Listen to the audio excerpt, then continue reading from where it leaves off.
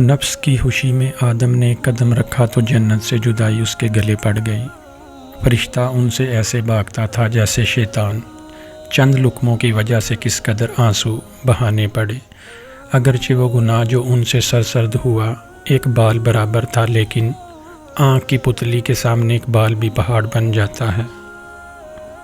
اپنے منہ کو بند رکھ اور آنکھوں پر پٹی باندھ لے۔ اے منہ، تو دوزخ کا دہانہ ہے، اور اے دنیا، تو برزخ کی طرح ہے۔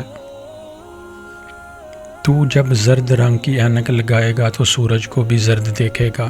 اپنے زرد شیشے کو توڑ ڈال تاکہ تو گرد اور مرد کی شناخت کر سکے۔ دنیا کی دولت وغیرہ اللہ کی مسکراہٹیں ہیں جنہوں نے ہمیں مغرور اور مست بنا دیا ہے۔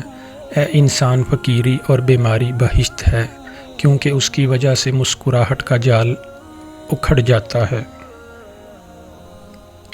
لالچ کو تھام کر تو قارون کی طرح امیر تو بن جائے گا، آخر قبرستان میں جائے گا۔ انوار الہی کا علم اولیاء اللہ کے دلوں میں ہے، اور کوئی دل ان کے دلوں سے براہ راست حاصل کر سکتا ہے، بات چیت یا کتاب پڑھنے سے نہیں۔ وسائل کا برے ہاتھوں میں آ جانا گویا سانپ کا سوراخ میں سے نکل پڑنا ہے۔ جب نادان شاہ بن جائے تو اس کا رندہ سانپ اور بچھو بن کر لوگوں کو کاٹتا ہے۔